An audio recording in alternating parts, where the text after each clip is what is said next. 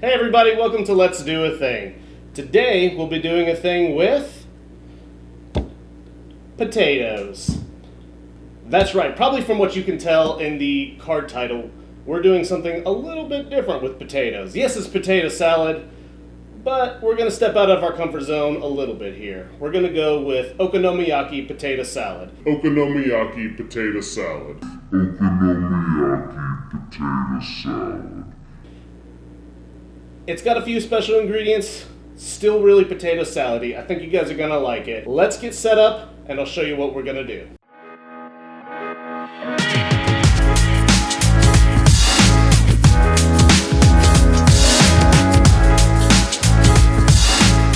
Okay, so we've got our core ingredients out right here. Obviously, our friend the potato, some ginger, and some green onions or scallions. We're going to go ahead and start with the potatoes. We're going to peel these bad guys. This is about 2 pounds of russet potatoes. You can use whatever potatoes you want. I like russet personally. I like the starchiness of them.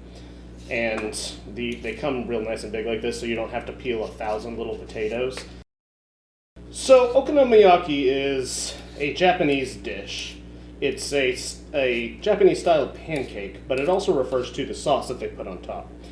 Usually finished with Kew Pie Mayo and Okonomiyaki sauce, which I'm going to show you how to make. Okay, potatoes.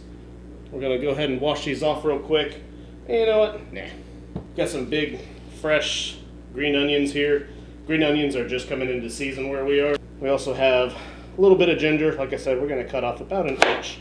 And the best way to peel ginger, if you don't know, in my opinion, is with a spoon. Because you can just take the spoon like this and scrape it right off. Technically, you don't even have to peel this, but I like to, just in case any of the extra fibers get in here from the skin. We don't need a lot of this because fresh ginger is incredibly strong. I'm sure you all can smell it. Yeah. We're going to set that aside. So this recipe, I like about 4 to 5, depending on the size that you have. If this is in the off season, they're going to be a lot smaller than this. I'm just going to cut off these ends right here. We're going to want to separate the whites from the greens for this, mainly because we're going to put the whites in with the potatoes while they're still hot, and we're going to garnish with the greens.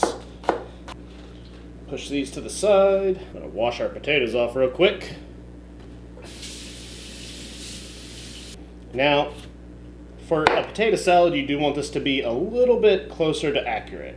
Again, this is going to be what you can fit in your mouth. I prefer about 3/8 cubes, or 1/2 inch cubes. I don't really want to go much larger than that because then, again, it's hard to eat that. But unlike the potato soup video where size wasn't as important, this is actually kind of important. So where did you have this potato salad? I have never had this potato salad. Nice. This is a one-of-a-kind, like it or not, invention. I personally... potato down. I got tired of the same old... Listen, anytime that we have to classify food in a color, that's just sad. We can do better than that. Yellow potato salad or white potato salad. I'm like, really? That's the best we got? We can do better. That's why I turned to this. Also, I have a secret love for Japanese cooking just because they've mastered the flavor or the essence of umami. They can bang out a lot of flavor in a dish quite simply. It's really good. So, cut up some greens here. I like these kind of fine because we're going to top with these. And they can be a little overpowering. It's up to you how much you want to put in your dish of all the things that I'm about to say. But I will say that it does add, every little bit adds a little bit of flavor, contrast, which is really what we're looking for in a potato salad. We're just going to take our peeled ginger here. This is pretty fibrous too. This is why I like using it on the microplane rather than cutting it up, dicing it real small or anything like that. If you do it this way, it cuts all these little fibers. You don't get long strands of this in your mouth while you're eating the potato salad. And if you don't know, ginger goes a long way, so you don't need much. As we've discussed before, potatoes are kind of bland. They kind of need a lot of help, but ginger's got a lot of power, so we're not going to do a whole lot of it. Oh, hi. So we've got our pot set up here. We've got our potatoes in it. This is about 2 pounds, like I said. We're going to add some water to it. And by the time it comes up to a boil, we'll start a timer for, again, it depends on how many you want to do, but it takes about 20 minutes for these to get soft enough. I like mine a little over soft. Again, this is wholly preference. I like mine to break apart a little bit as I'm mixing this up. It adds a little bit of volume, and then there's still big chunks in there. You get some texture. It's up to you how you want to do it. That's just how I like to do it. You boil your potatoes however long your heart desires. But don't blame me if it sucks, because I said 20 minutes. Okay, so our potatoes have been boiling for about 20 minutes now. They're just soft when you pinch them between your fingers, they break apart. You could do it, like I said, a little bit less before then, where it's still pretty firm. I like it about here, but also I'm a little gentler with this. So we're going to go ahead and kill the heat. Hey! We've got our whites from the green onions. We've got our ginger, a tablespoon of rice wine vinegar, a teaspoon of kosher salt. While this is still hot, we're going to add the green onions because we want this just to break down a little. We don't want to cook these, but the residual heat will make this bloom and aromatic, and it won't be near as strong of a flavor when we go to eat this. Add some of the rice wine vinegar here. That again is just a balancing act, kind of keeping all the flavors together. And then our salt, because again, potatoes, pretty bland. Even with all the things we're gonna put on top of it, you need a little salt. So we're just gonna mix this up. Now you can see the parts of this are starting to break apart a little bit. That's fine. We want a little bit of texture and difference. I really hate getting a really hard potato salad where you bite into it and the potatoes are big and not cooked all the way through. This is also a great thing to throw your family through a loop when they're having a barbecue. You know, just show up, like I'll bring the potato salad and show up with something like this. First off, they're gonna be like, well, that's a little strange. But once they taste it, they're gonna have mad respect for you. I think. I can't promise things like that. Okay, so we're gonna let this cool down completely, because the next step is putting everything together. That's pretty much all there is to it. But we do want this to be cool, because when we put the mayo on it, we don't want it to melt, get runny, or compromise any of that structure or flavor. So I'm gonna put this in the fridge, let it completely cool down, and we'll come back and start building it up from there. Okay, so now that we've got our potato salad cooling down in the fridge, this is the perfect time to make our Okonomiyaki sauce. It takes 4 ingredients. We've got 4 tablespoons or 1/4 cup of ketchup. Use whatever brand you like, it makes no difference to me. We're gonna get this in a bowl. And this stuff, man, it's just tasty. You can put it on whatever you like. We've got 1.5 tablespoons of sugar.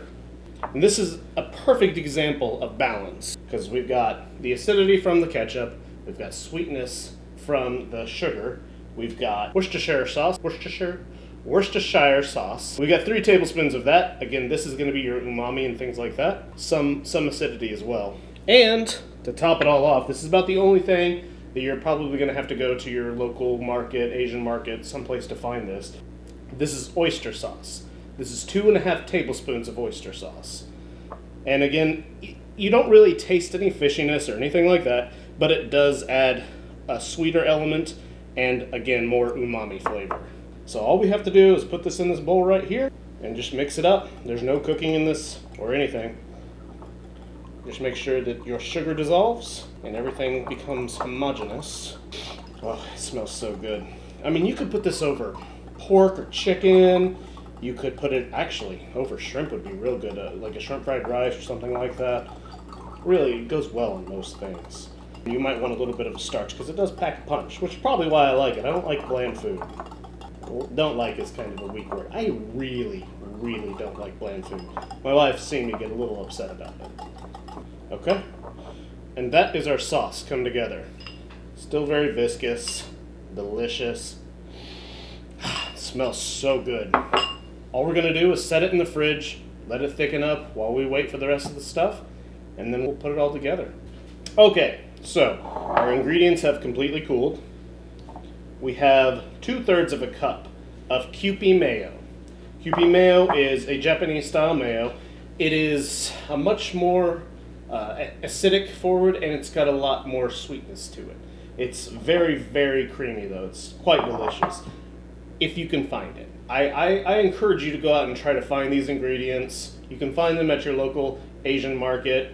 They have tons of great ingredients there. A lot of the times even at better prices than the farmers markets, things like that. So I encourage you to give them a shot. So we've got our Kew Pie Mayo, and we've got a teaspoon of white pepper. This is one of those times that I would say that substituting for black pepper is not going to have the same flavor profile. If you can, try to stick to the recipe. If you can't, give it a shot anyway. It's probably still going to be good, but I've never tested it that way. And honestly, this is some of the staples. Maybe not the Kew Pie Mayo, but another brand of mayo would probably work just fine. So we're going to put in a teaspoon of white pepper, and then we're going to put in 3/4 of a cup of our Kew Pie Mayo. We're going to go ahead and mix this up. You can add or subtract to your liking on this. This is about the ratio that I like. And really, this benefits a lot from stopping right here and letting this set overnight in the fridge if you've got the time. If you don't, as long as it's cold, it'll still lend a lot of flavor. But all of this together, if you've got time to let the flavors marry, it kind of helps. So we've got this mixed up. We're going to dump this out onto a platter, and then we'll start adding our okonomiyaki toppings. We've got ourselves set up here. Here's our black sesame seeds. Use as little or as many as you want. They don't have to be black sesame seeds. I just like the contrast in colors. Here's the tops that we've reserved from our green scallions, our green onions. This is our okonomiyaki sauce that I've had just cooling in the fridge. It thickens up a little bit. This is our bonito flakes. These are the finely shredded version, which, if you don't already know, is dried, smoked, shaved skipjack tuna. I highly recommend these. Don't get the big flakes, otherwise they will be overpowering. And then we've got our potato salad. So we're just going to put this on the plate right here. Hopefully not drop it. Honestly, if you've got a party that you're going to, I would advise you just not topping it until you get there and letting people kind of top it as they want. Or maybe not putting on the okonomiyaki sauce and letting people add that as they want. Because it is quite powerful, but it really does bring this whole dish together. We've got this up. Let's start with our black sesame seeds. Alright, then we'll go on top with our green onions. More is more.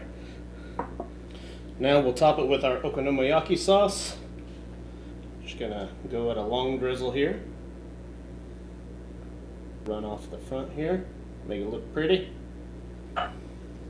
Now, use as much or as little of this as you want as well, but do remember that not everybody likes the flavor of fish. Like I said, you won't taste it nearly as much as you think. Not near as much as it smells, that's for certain. But it does add quite a bit of umami and flavor that is really, really good. Try new ingredients. That's what this is about. And that is our okonomiyaki potato salad. I hope you guys enjoyed this. I hope you give it a try. I know it's a little bit out of the comfort zone, but that's what's important about cooking is you get to try new ingredients, try new things. If you don't like it, that's fine. But at least you tried something different. I hope you enjoyed this video. If you did, please consider subscribing and liking the video. It helps our channel out immensely, and we can't do it without it. To all my subscribers, I would like to say thank you so much. Thank you, thank you, thank you. You are the best people. Until next time, go do a thing.